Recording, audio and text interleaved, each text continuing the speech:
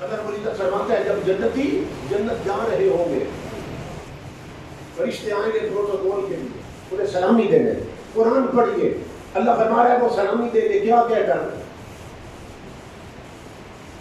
وہ کہیں گے سلام علیکم بما صبرتم،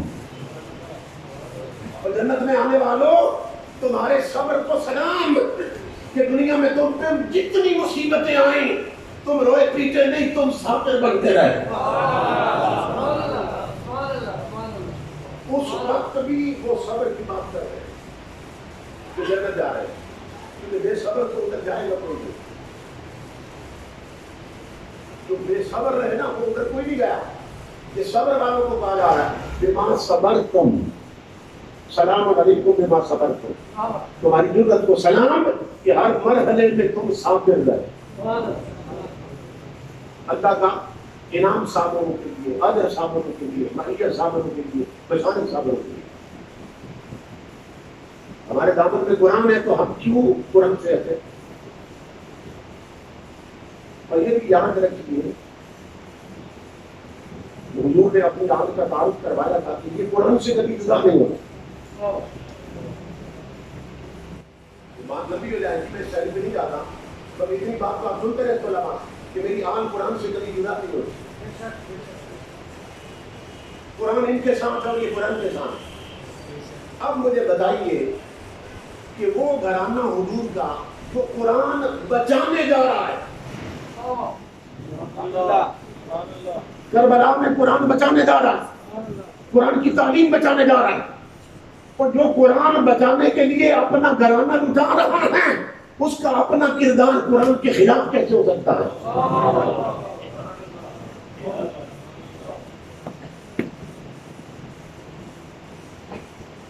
کہ وہ خیموں سے نکل آئی تھی، بال کھول دیے تھے، بیویاں پیٹنے لگ گئی تھی، کپڑے پھاڑ دیے تھے، اس طرح پوری ایک کہانی سنا دی جاتی۔ تو بتاؤ نا کہ وہ آقا کے گھرانے کے لوگ اور جن سے امت نے قرآن پہ عمل کرنا سیکھا ہے، جب خود ان پہ مصیبت آئی تھی تو وہ قرآن کی یہ آیتیں بھول گئے تھے۔ قرآن کہتا ہے صابر رہنا، اور وہ وہاں پیٹتے رہے تھے اور انہوں نے خاک ڈال لی تھی۔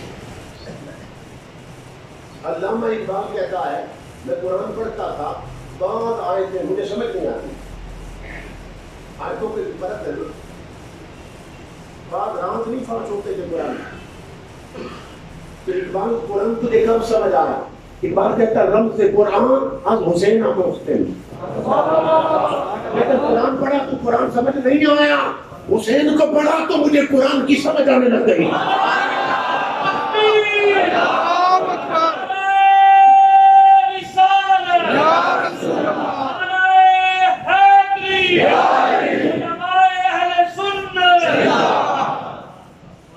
اس گھرانے سے امت نے قرآن پہ عمل کرنا سیکھا ہے۔ جب خود ان پہ مصیبت آئی تھی تو وہ یہ آیتیں بول گئے تھے، پوچھ کر لی تھی آیتوں کی طرف کہ قرآن کہتا ہے جیسے حالات بن جائیں نہ صبر چھوڑنا نہ نماز چھوڑنا۔ بتایا میں صابروں کے ساتھ، یہ بشارت کے صابروں سے نہیں، میں تو صابروں کی امام الانبیاء کے غلاموں۔ تو ہم واقعہ کربلا کو قرآن کی روشنی میں سمجھتے ہیں، قرآن کی روشنی، دونوں کی روشنی میں، کیونکہ دونوں کو ہر سال نئے گڑے ہوئے ہوتے ہیں۔ ہم سمجھتے ہیں قرآن کی روشنی، یا آقا بتائیں گے کسی مقام پر بھی میری آن کبھی قرآن سے جدا نہیں ہوتی، قرآن آن کے ساتھ اور آن قرآن کے ساتھ۔ ان کا کردار یہ ہے، ان کا کردار یہ ہے۔ آپ علماء سے سنتے رہتے ہیں کہ بچپن میں امام الانبیاء نے ساری خبریں دے دی، امام حسین نے شہید ہونا یہ خبر بھی دے دی، کہاں پہ شہید ہونا یہ خبر بھی دے دی، کب شہید ہونا یہ بھی خبر دے دی، کن کے ہاتھوں سے شہید ہونا یہ بھی خبر دے دی، ساری خبریں دے دی۔ بچپن ہے، امام حسین ابھی بچے ہیں، حضور نے جھولی میں بٹھایا اور رخسار چوما، پھر گردن پہ بوسہ دیا۔ ام المومنین حضرت ام سلمہ نے پوچھا رسول اللہ یہ کیا کہتی ہے؟ گردن پہ بوسہ دیا آپ نے؟ حضور نے اس وقت فرمایا یا ام سلمہ ان ابنی ھذا یقتل بارض یقال لها کربلا، اے ام سلمہ میرا یہ بیٹا جس وقت تم میری جھولی میں دے گئے میں اسے کربلا میں گردن کے اس حصے پر میرے ہونٹ لگ رہے ہیں، یہاں ظلم کی تلواریں چلیں گی۔ خبر دی کہ کربلا میں شہید ہو گئے، مگر تاجدار کائنات کے علماء زندگی بھر حضور نے اللہ سے کبھی دعا نہیں مانگی مولا اس بیٹے سے امتحان ہٹا دے۔ پہلی بات تو یہ ہے کہ جب یہ خبر دی جا رہی تھی امام حسین اس وقت بالغ تھے، اس وقت بالغ تھے، وہ تو ابھی شریعت کے مکلف نہیں، تو وہ چلو بالغ ہو جاتے بڑے ہو جاتے پھر مصیبت آتی کہ ابھی بچے ہیں تو خبر حضور کو کیوں دی جا رہی ہے ان کے شہیدوں میں؟ بھئی یہ خبر انہیں دی جاتی جب بڑے ہو جاتے جب مکلف ہوتے شریعت، حضور کو کیوں خبر دی جا رہی؟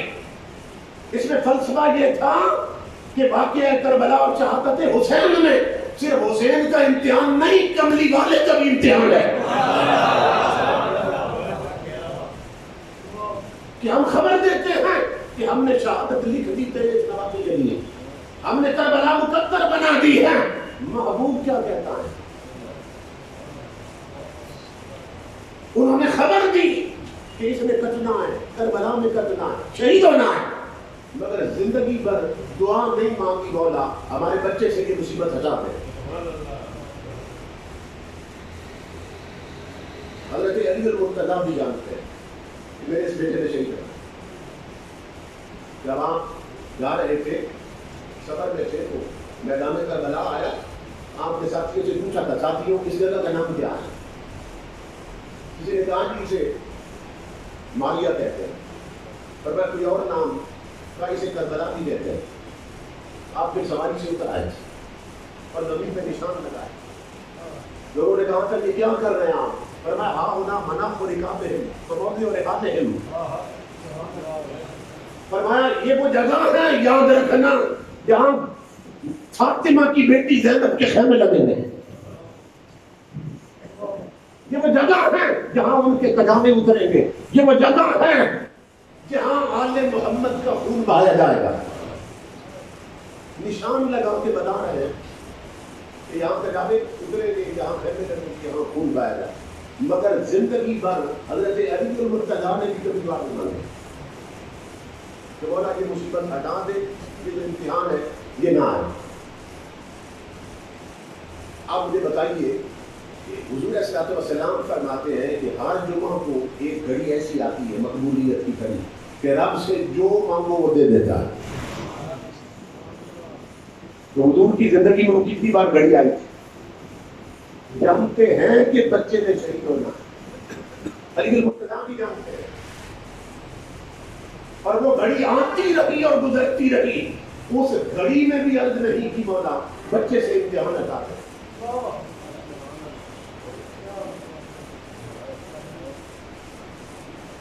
کیوں؟ یہ ہے رضا بالقضاء۔ وہ تو امام الانبیاء ہے، وہ تو بہت اونچے گھرانہ ہے، تو اونچا گھرانہ ہوگی، ان کا تو سٹینڈرڈ ہی بہت آگے ہے۔ وہ میں عرض کرتا ہوں سٹینڈرڈ کیا ہے ان کا تو سٹینڈرڈ ہی بہت اونچا ہے امام الانبیاء کے غلاموں۔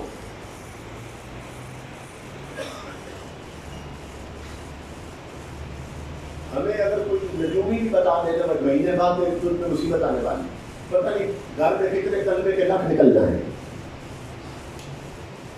ویسے تو ہمیں قرآن یاد نہیں آتا، لیکن کوئی نجومی بھی بتا دینا مصیبت آنے والی، گھر میں ختم قرآن ہو جائے، صدقے کی دیکھیں پاک جائیں۔ حالانکہ نجومی نے خبر دی ہے مصیبت آنے والی، اور جنہیں تاجدار کائنات بتا رہے ہیں کربلا آنے والی ہے۔ نہ سیدہ فاطمہ کے ہاتھ اٹھتے ہیں مولا یہ مصیبت ٹال دے، نہ حضرت علی دعا مانگتے مولا اس مصیبت کو ہٹا دے۔ کیوں؟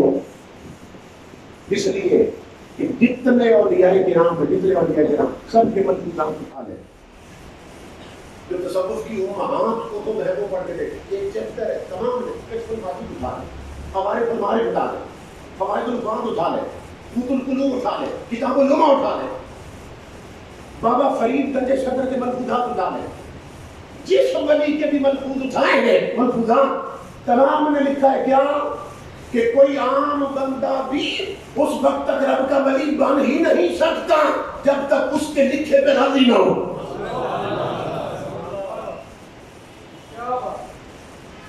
یہ ہے رضا بالقضا، یار کے لکھے پہ راضی ہے۔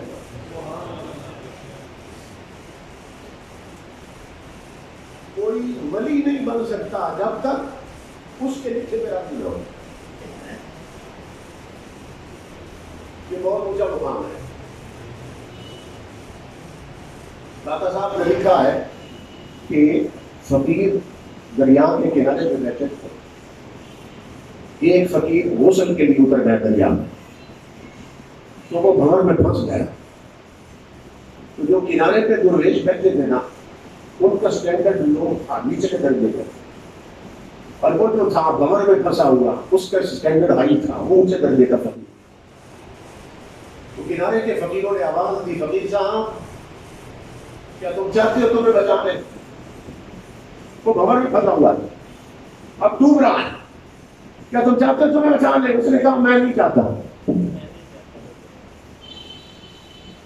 انہوں نے کہا تو پھر کیا تو ڈوبنا چاہتا ہے؟ اس نے کہا میں یہ بھی نہیں چاہتا۔ وہ حیران ہوئے، انہوں نے کہا عجیب بندہ، نہ تو ڈوبنا چاہتا ہے نہ تو بچنا چاہتا ہے، پھر چاہتا کیا ہے؟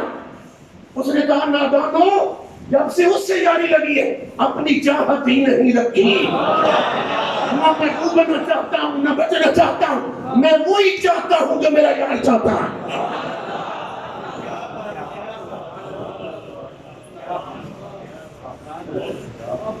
یہ اس گھر کے ٹکڑے کھانے والوں کا سٹینڈرڈ ہے، فاطمہ کے بیٹوں کا سٹینڈرڈ کیا ہوگا، فاطمہ کی بیٹی کا سٹینڈرڈ کیا ہوگا؟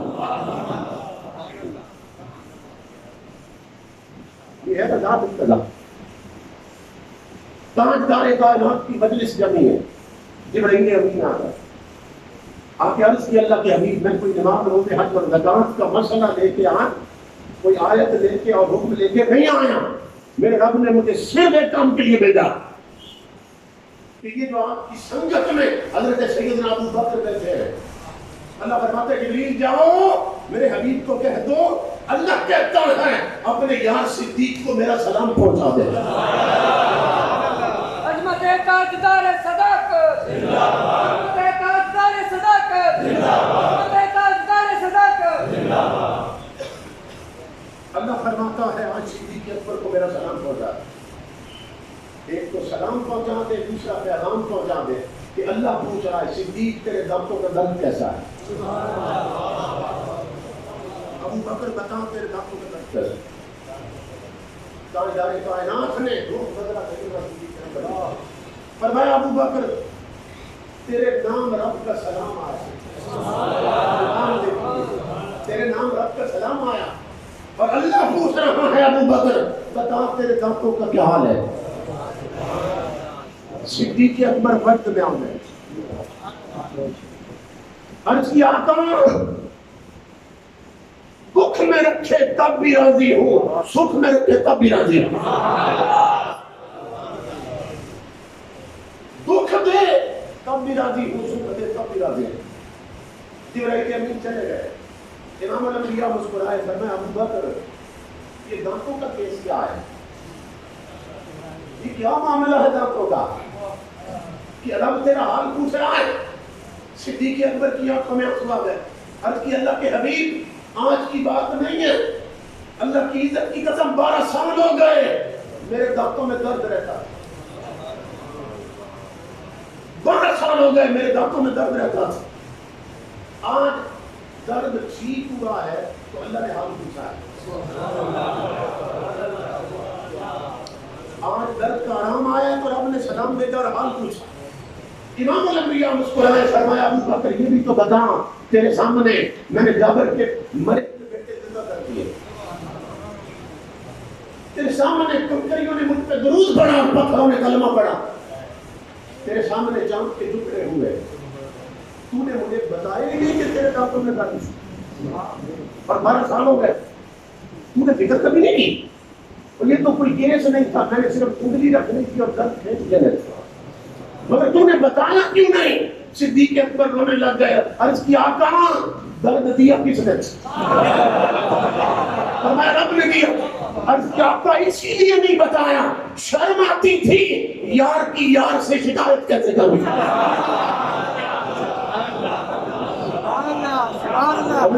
یہ ہے مقام رضا. شرم آتی تھی یار کی یار سے شکایت کیسے کروں؟ تاجدار کائنات پوچھ کر آئے، فرمایا ابو بکر جبریل سدرہ پہ پر کھولتا نا مدینے آنے کے لیے مجھے خبر جاتی ہے، تو جو سدرہ کی خبر جانتا ہے اسے خبر تھی تیرے دانتوں کا حال کیا ہے، مگر مجھے بھی معلوم تھا کہ 12 سالوں بعد ان دردوں کی قیمت لگنے والی ہے، تیرے نام رب کے سلام آنے والے ہیں. اس لیے آپ کی خاطر یہ ہے مقام رضا. بہت سلامت رہو. سمجھ لیں ماشاءاللہ بند کرنے والوں کو کیا خبر مقام رضا کیا ہے، ماشاءاللہ. جاہلوں کو کیا خبر مقام رضا کیا ہے. اور جس گھرانے سے امت نے قرآن پہ عمل سیکھا ہے، جب ان پہ مصیبت آئی تھی تو وہ رونے پیٹنے لگ گئے. خدا کے لیے بڑے لکھ لوگ رہے، اللہ نے اپنے سبیل سب کو دیے، جب وہ ان پہ مصیبت آئی تو ان کا سرگو ہو گیا، انہوں نے قرآن کی تعلیمات کی طرف پشت کر دی.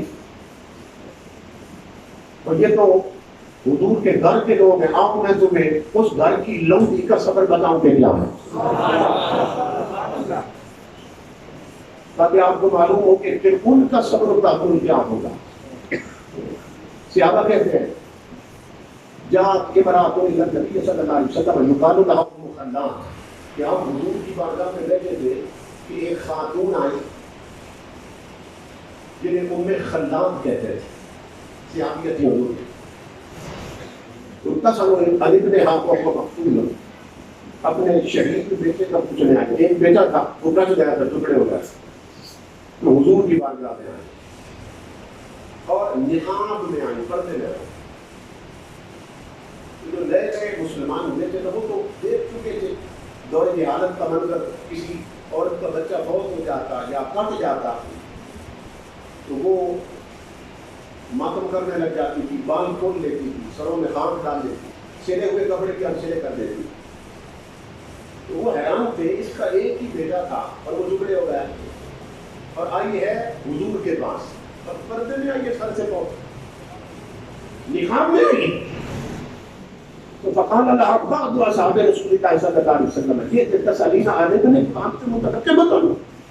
بعض صحابیوں نے پوچھا، بعض لوگوں نے کہ تو آئی ہے شہید بیٹے کا پوچھنے اور آئی ہے اپنے رسول کے پاس، رسول امت کا روحانی باپ ہوتا ہے، اور اتنے پردے میں آئی ہے، نہ تو پیٹ رہی ہے، نہ تو چیخ رہی ہے، نہ تو نفے پڑھ رہی ہے، یہ کیا حال ہے؟ تو حضرت ام خلاد نے جو جواب دیا وہ آب زر سے لکھنے کے قابل ہے، سونے کے پانی سے لکھنے کے قابل. جواب دیا فرمایا لوگوں ان ارزا ابنی فلان ارزا حیائی، وہ میرا بیٹا گیا ہے، میری غیرت تو نہیں چلی گئی.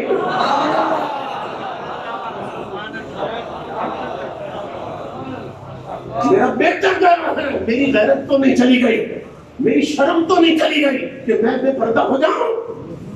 اور یہ فاطمہ زہرا کے گھر کی کنیز کی غیرت ہے. فاطمہ کی بیٹی غیرت کی غیرت کیا ہوگی، زینب کی غیرت کیا ہوگی.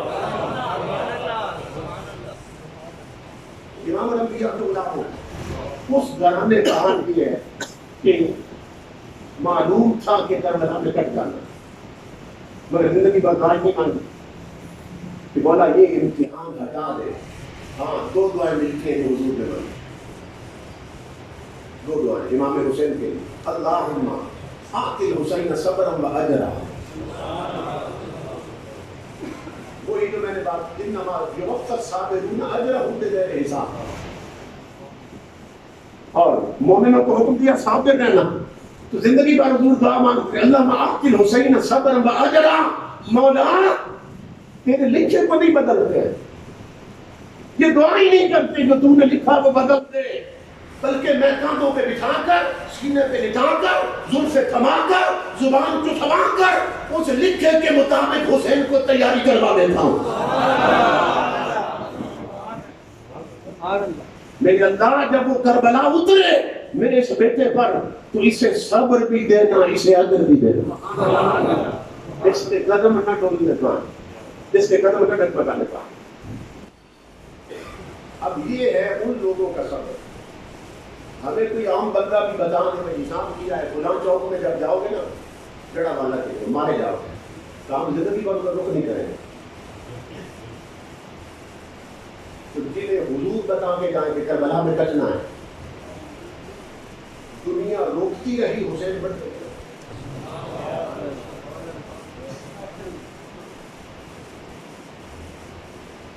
بہت لوگ روکتے رہے، وہ بڑھتے چلے گئے۔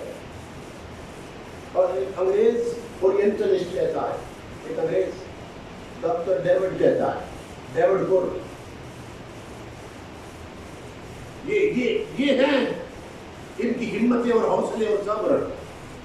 کافر ہے اورینٹلسٹ، واقعہ کا گلا پڑا، اپنے کمنٹ دے رہا، کہتا ہے no one can be compared with امام حسین in punctuality, regularity and stability۔ کہتا ہے وقت کی پابندی میں اور جرأت و بہادری میں مجھے حسین جیسا نظر ہی نہیں آیا۔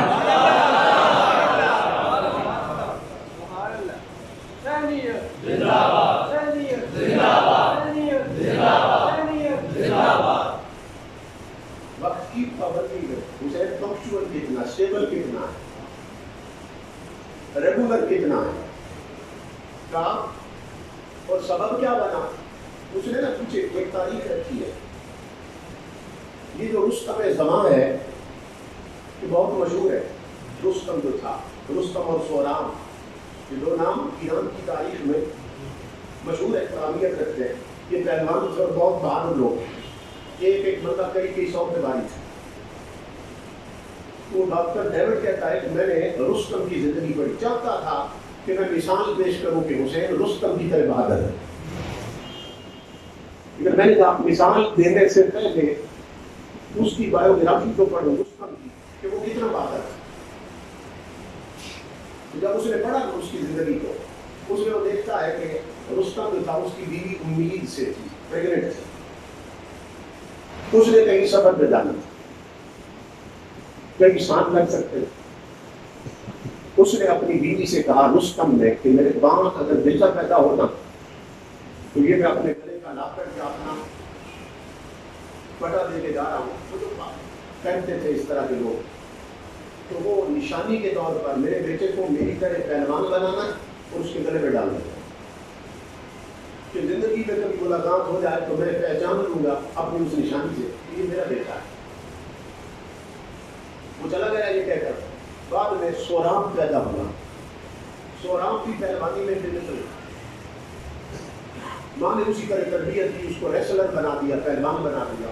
باپ کی نصیحت کے مطابق وہ پٹا یا بیلٹ یا لاکٹ اس کے گلے میں ڈالا۔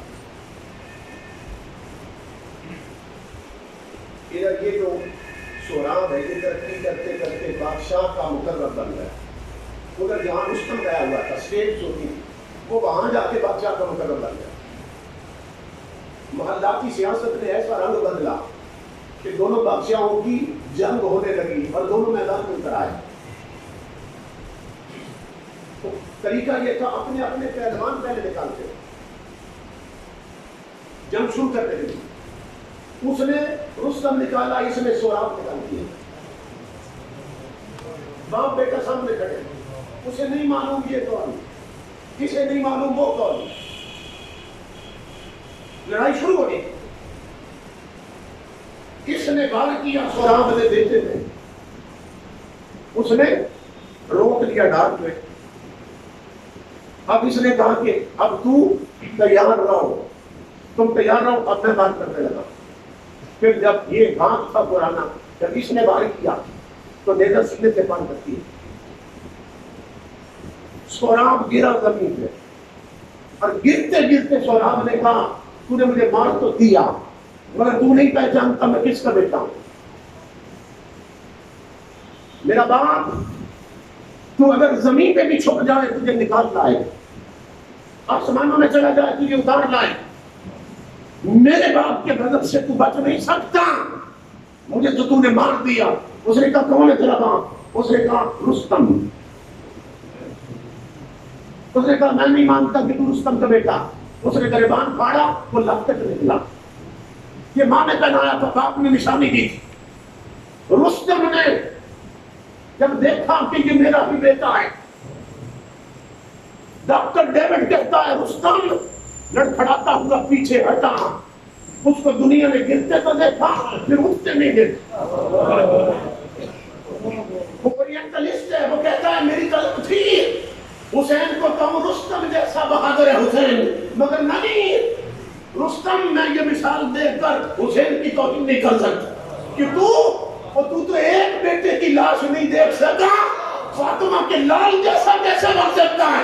فاطمہ کے ایک ایک ٹکڑے پر خدا کی حمد کر رہا ہے۔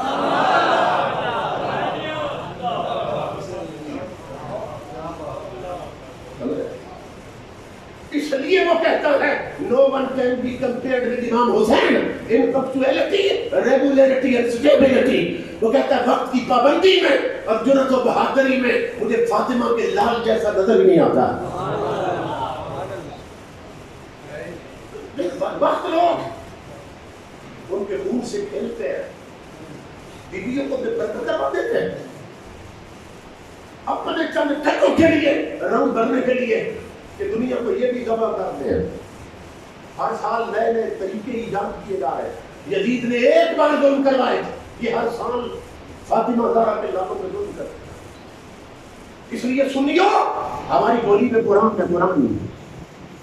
اور اعلیٰ حضرت کے بھائی مولانا حسن رضا نے کہا تھا بے ادب گستاخ فرقے کو سنا دو اے احسن، یوں بیان کرتے ہیں سنی داستان اہل بیت۔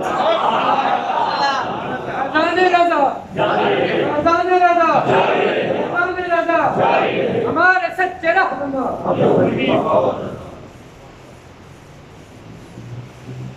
اللہ امام علی مقام جب وہاں پہنچے کربلا میں، تاجدار کائنات کے غلاموں، وہ جس دن یعنی 9 محرم کو حملہ کرنا چاہتے ہیں،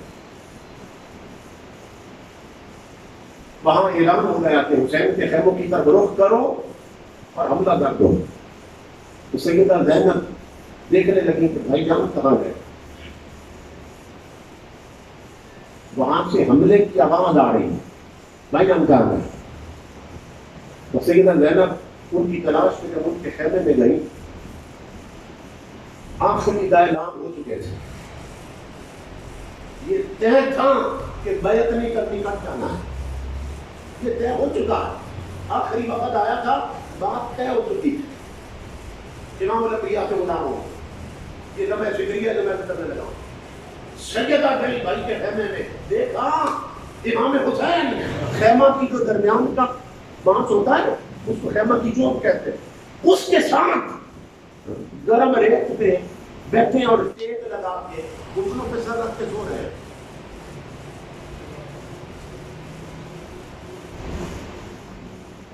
سیدہ حیران ہو گئی، وہاں سے حملے کے اعلان ہو رہے ہیں، سنائی دے رہے ہیں، اور بھائی سو رہا۔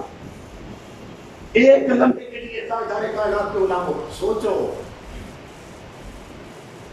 زینب جیسی بہنیں ساتھ ہو، عسکر جیسے بچے ساتھ، اور ادھر 72 اور ادھر 22,000 کا لشکر خون پینے والا ہو، وہ ایسے حالات میں پھولوں کے بستر پہ نیند نہیں آتی۔ بازار کے لال تجھے خیمے میں گرم ریت پہ نیند کیسے آ گئی؟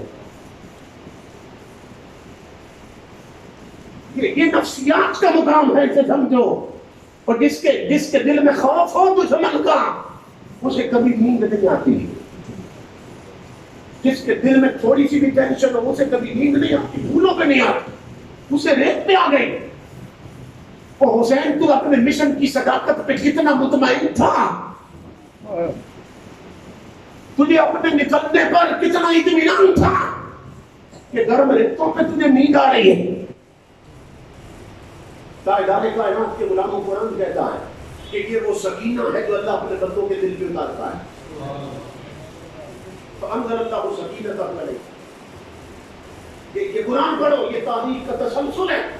یہ وہی سکینہ ہے جو غار ثور میں صدیق اکبر کے دل پہ اتری تھی, اور یہ وہی سکینہ ہے جو آج کربلا میں حسین کے دل پہ اتری ہوئی ہے. گھٹنوں پہ سر رکھ کے سو رہے ہیں. سیدہ نے جھٹکا دے کے کہا بھائی جان, پر میں کیا ہوا جانا, کہا ادھر تو حملے کے اعلان ہو رہے ہیں, آپ سو رہے ہیں. سننا کیا فرمایا, پر میں سو نہیں رہا تھا, صرف سو نہیں رہا. انی رأیت رسول اللہ فی المنام. فاطمہ کی بیٹی زینب سو نہیں رہا تھا, میں گھٹنوں پہ سر رکھ کے نانا سے ملاقات کر رہا تھا. ابھی ابھی میں نے نانا جان کو خواب میں دیکھا. یہ جواب دیا امام حسین. حضرت عباس نے عرض کی کہ وہ تو اعلان کر رہے ہیں آج جنگ. فرمایا عباس کوشش کرو آج جنگ نہ ہو, کوشش کرو. کیوں؟ مجھے ایک رات چاہیے, ایک رات چاہیے. کسی نے کہا کہ ایک رات پہ کیوں اصرار ہے, کیا بھاگنا چاہتے؟ فرمایا بھاگنا ہوتا تو مدینے سے نہ نکل, بھاگنا ہوتا تو مکے سے صبح کربلا نہ. تو کیوں رات چاہتے ہیں؟ اب سنو پیغام حسین. اڈوں ہوٹلوں پہ تاش کھیلتے ہوئے سجدے چھوڑنے والوں سنو پیغام حسین. تاش کی بازی لگاتے ہوئے نمازیں چھوڑنے والوں سنو پیغام حسین. اور کرکٹ میچ کے لیے جمعے چھوڑنے والے جوانوں سنو پیغام حسین. پر میں بھاگنے کے لیے رات نہیں مانگ رہا ہوں, پر میں تمہیں کیا معلوم یزیدیو, یہ میرے رب سے پوچھو. واللہ یعلم کیف احب عبادتہ, یہ میرا رب جانتا ہے مجھے اس کی عبادت سے کتنا سکون ملتا ہے. یہ میرا رب جانتا ہے مجھے اس کے سجدوں سے کتنی لذت آتی ہے. یہ رب بھاگنے کے لیے نہیں مانگی, خدا کی عبادت کے لیے مانگی. پوری رات عبادت میں بیتی ہے, اور پھر 10 محرم کا دن شروع ہوتا ہے. پھر ایک کے خیمے میں گئے امام علی مقام, اور جو نکلتے ہوئے آخری پیغام تھا وہ تمام نے لکھا ہے ہر مکتبہ فکر کے علماء نے اور مؤرخین نے. کیا؟ صبرن اہل بیتی, صبرن اہل بیتی. اے رسول کے گھرانے والوں صابر رہنا, صابر رہنا. ایک مقام پہ صبر کی تلقین ہو رہی. سیدہ زینب کے خیمے میں گئے, وہاں بھی جا کے فرمایا زینب یا اخیہ, اے میری بہن زینب, اب میرے جانے کا وقت آ گیا. عرض کی بھائی جان آپ بھی جا رہے ہیں, نانا جان بھی چلے گئے, ابا جان چلے گئے, بھائی حسن چلے گئے, آپ بھی جا رہے ہیں. فرمایا زینب اپنے سوالوں کا جواب تو نے خود دے دیا. نانا مجھ سے بڑے تھے چلے گئے, ابا مجھ سے بڑے تھے چلے گئے, بھائی حسن بڑے تھے چلے گئے. زینب خود سوچ, جب اتنے بڑے بڑے نہ رہے تو چھوٹا کیسے رہ سکتا ہے. زینب کسی نے نہیں رہنا, سب نے جانا ہے. سنو امام کیا فرما رہے, فرمایا زینب اقسم باللہ, میں تجھے خدا کی قسم دے کے جا رہا ہوں. اور پھر پہلے فرمایا لی ولہم برسول اللہ اسوۃ حسنہ. فرمایا میری بہن زینب تیرے لیے بھی اور میرے لیے بھی کربلا ہو یا مدینہ, مصطفیٰ کی سیرت سب سے بہتر نمونہ ہے. لی ولہم برسول اللہ اسوۃ حسنہ, میرے لیے بھی اور تیرے لیے بھی آقا کی سیرت سب سے بہتر نمونہ, حضور کا اسوہ بہتر نمونہ ہے. مگر زینب میں تجھے رب کی قسم دے کے جا رہا ہوں, کس بات پر؟ لا تدری وجہا, زینب میرے ٹکڑے بھی ہو جائیں تو ماتم نہیں کرنا. ولا تشکی جیبا, کپڑے نہیں پھاڑنے. ولا تنادی بالویل, میرے ٹکڑوں پہ کھڑے ہو کے ہائے ہائے نہیں کرنی. کیونکہ زینب ہم یہاں امتحان دینے آئے. صبر رہنا بیٹی, صابر رہنا, بے صبری نہ دکھانا. کیوں فرما رہے تھے؟ تاکہ آنے والا مورخ یہ نہ لکھ سکے کہ علی کے گھر والوں نے امتحان تو دیا تھا مگر رو پیٹ کے دیا تھا. فرمایا قربانیوں پہ داغ لگ جائے گا. زینب کچھ بھی ہو جائے کپڑے نہیں پھاڑنے, ماتم نہیں کرنا اور ہائے ہائے نہیں کرنی. تاجدار کائنات کے غلاموں, در ہنگامے وفات کہ دوسروں کی کتاب لے. حضرت امام جعفر صادق روایت کرتے ہیں در ہنگام وفات رسول خدا حضرت فاطمہ راگو اے فاطمہ جو بمیرم روح خود برائے من مخراج وگیسو پریشان مکن وفا ویلا مگو ونوح گرارا مطلب.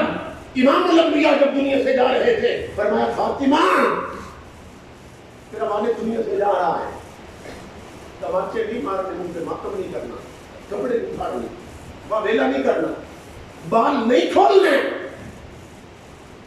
امام علی مقام بھی فرما رہے ہیں میری وفات پہ میری شہادت پہ اس طرح صبر کرنا جیسے نانوں کے وصال پہ اماں فاطمہ نے کیا تھا. یہ مثالیں لینے جا رہے ہیں. پھر تاجدار کائنات کے علماء خیمے سے نکلے, بھائیوں اور بھتیجوں کے نقشے پڑے, کہہ سکتے تھے آبد آ جاؤ, بیویوں نکل آؤ, ماتم کرنا بڑے ثواب کا کام ہے, لاشیں بھی ہیں, ٹکڑے بھی ہیں, تھوڑی دیر پیٹ لیتے ہیں. ایسے نہیں نکلے. حضرت شاہ نصیر الدین نصیر کہتے ہیں, وہ کہتے ہیں نکلے مگر ایسے نکلے جیسے میدان میں علی کے لال نکلا کرتے تھے. پیٹتے نہیں نکلے, ایسے نکلے کہ سینہ تانے ہوئے تو ابن علی آتا ہے, کربلا والوں سنبھل جاؤ ولی آتا ہے. یہ میسج تھا امام علی مقام کا, کیا کہ خود وفا کے شہ اور در سے وفا دیتا ہے. یہ ہے پیغام حسین کہ خود وفا کے شہ اور در سے وفا دیتا ہے, آنکھ پہ آ جائے تو گھر بار لٹا دیتا ہے, اور گورے بے مایا کو اقبال کو ماں دیتا ہے, اپنے ممتوں کو شہنشاہ بنا دیتا ہے. کل گلاہی پہ نہ جا, اس میں بڑا ہی کیا ہے, گلے شبیر جو مل جائے تو شاہی کیا ہے. امام الانبیاء کے علماء ان کے صبر و تحمل کا حال یہ تھا. امام علی مقام جب زخمی ہو کر میدان میں گرے ہیں, اوپر دیکھ کر یہی لفظ تھے زبان پہ, کیا ردن پہ قضائق و تسلیم الامر, مولا جو تیرا لکھا ہے اس پہ راضی ہو. سر تسلیم خم ہے جو مزاج یار میں آئے. تاجدار کائنات کا نواسا پیغام دے کر گیا, پیغام دے کر گئے کہ ہے تم کو سنبھلنا تو ہے اب وقت سنبھلنے کا ہے. بحر عبیب اپنے کناروں سے اچھلتا, غافل تجھے پا کر لے آئے ہیں پھر جان, تو باز ہے بلبل نہیں گستاں سے نکل جا. باز ہے بلبل نہیں گستاں سے نکل جا, اور باطل سے نہ ڈر, جنگ کے میدان میں اتر جا, رکھ حق پہ نظر ماں حسینیہ سے گزر جا. کہ تجھ کو حسین ابن علی نے یہ وصیت, مرنا ہے تو ڈر موت سے, جینا ہے تو مر جا.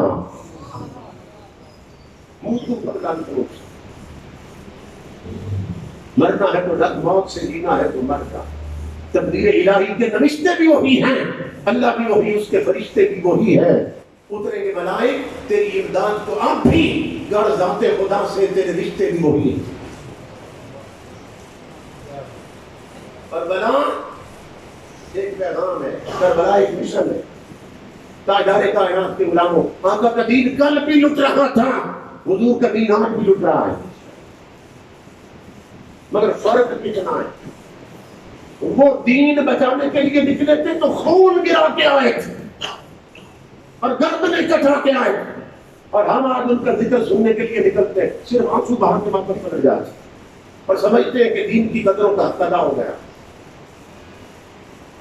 کربلا ہر دور میں رہی اور یزیدیت رسول بدل بدل کے آتی رہی ہے.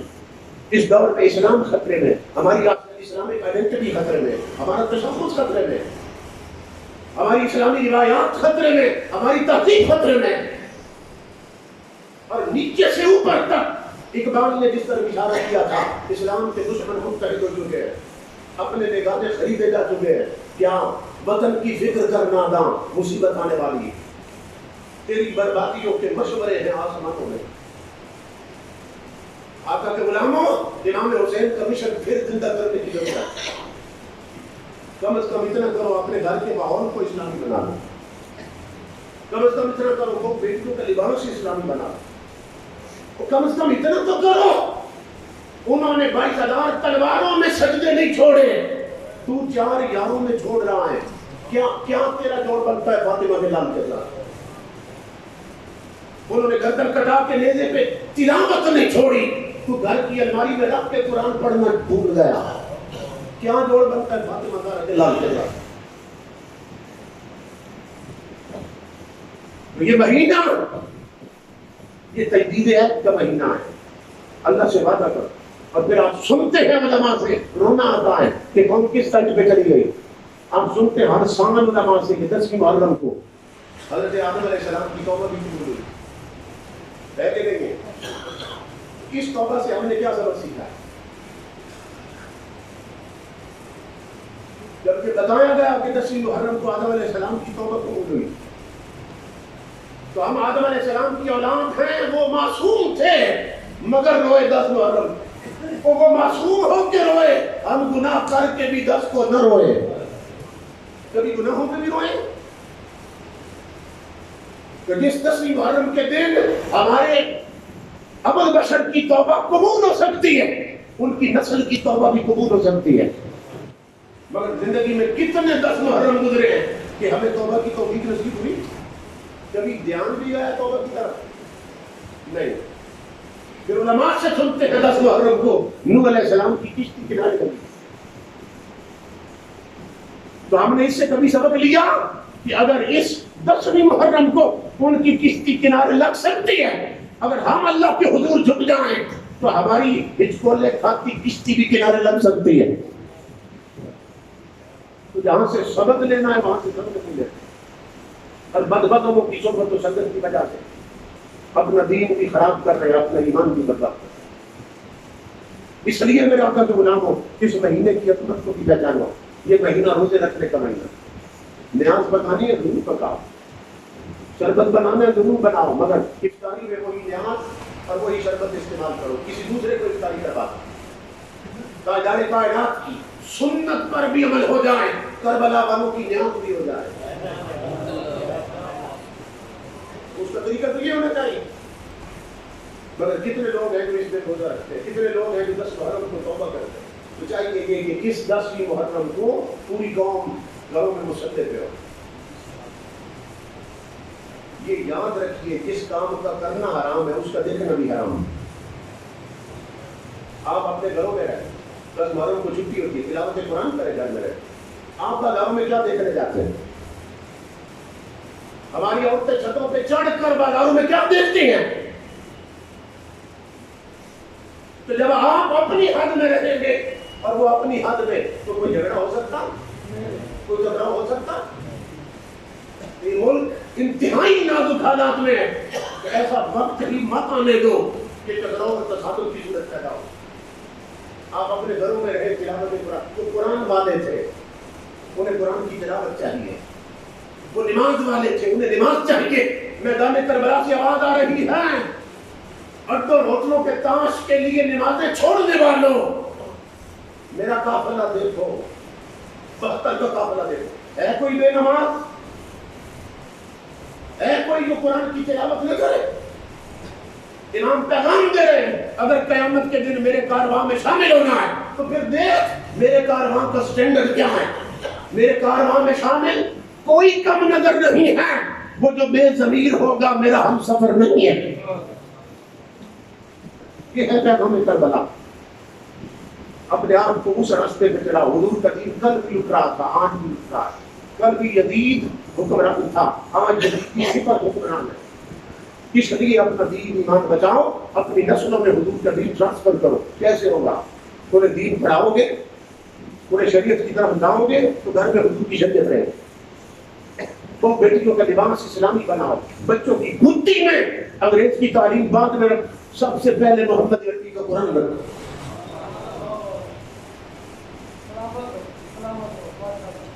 وہ قرآن بچانے گئے تھے، وہ شریعت کے تحفظ کے لیے نکلے، تو ہمیں بھی آج حضور کی شریعت کو تحفظ دینا ہے، اپنی زندگی میں حضور کی شریعت لانی ہے۔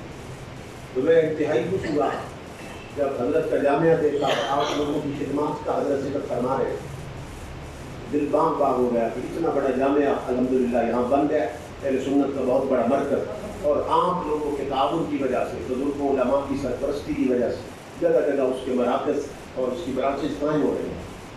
تو یہ بہت بڑی خوش بختی کی بات. میں نے اسلام آباد جیسے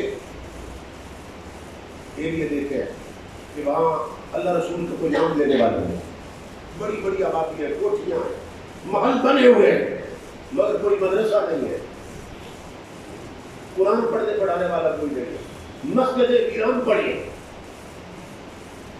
آپ کے اس شہر میں اور ارد گرد اہل سنت کے اتنے بڑے مدارس قائم ہونا یہ اللہ کی بہت بڑی نعمت. اپنے بچوں کا رخ کرو حضور کے دین اور شریعت کی طرف.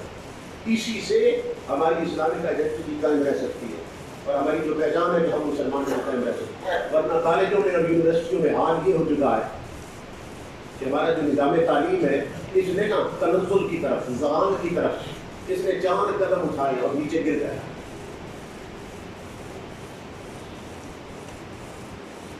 پہلے جو تھا یہ نیشنلائز تھے, جتنے قومی ادارے تھے, تعلیمی ادارے سب قومی ادارے تھے, پوری قوم کی امانت, تو وہاں تعلیم دی جاتی ہے اور بڑے بڑے اچھے لوگ وہاں سے نکلے ہیں. جب یہ نیشنلائز تھے پھر انہیں پرائیویٹائز کر دیا گیا, پھر یہ ذاتی ادارے بن گئے لوگ. اور جب کوئی چیز ذاتی ملکیت میں بدل جائے پھر وہ کمرشلائز ہو جاتی ہے. تو تیسری سیڑھی پہ اتر آئے کہ کمرشلائز ہو گئے, اب وہ تجارت کے اڈے بنے ہوئے ہیں جو تعلیمی ادارے. پہلے قومی ادارے تھے, پھر ذاتی ادارے بنے, پھر وہ تجارت کی منڈیاں بن گئے. اور تاجدار کائنات کے غلاموں, کیونکہ سلیبس انگریز کا تھا, تعلیم انگریز کی تھی, اب چوتھی سیڑھی پہ آ کے گری قوم, اور کیا ہوگا, اب انہوں نے اس کو گلیمرائز کر دیا. اب ہر فیشن کالجوں سے نکل رہا ہے, سکولوں سے نکل رہا ہے. ہر بے حیائی کے مرکز سکول اور کالج بن چکے ہیں. اب نفسانی خواہشات کے جتنے دھارے ہیں وہ سب کالجوں اور سکولوں سے کود رہے ہیں. اپنے اداروں کو غنیمت سمجھو جہاں تاجدار کائنات اور امام حسین کا مشن اس کے جھنڈے بلند ہے. تو جب تک ہم اس طرف نہیں آتے اس وقت تک میدان قیامت میں امام حسین کے قافلے میں شریک نہیں ہو سکے. اس لیے اس راستے پہ چلو. اللہ رب العزت ہمیں دین کے تحفظ کے لیے تن من دھن لٹانے کی توفیق عطا فرمائے اور ان علماء حق کا سایہ تا دیر ہمارے سروں پہ قائم رکھے اور ان کے علمی, فکری اور روحانی فیضان سے ہمیں ہمیشہ مستفید ہونے کی توفیق عطا فرمائے. وما علینا الا البلاغ.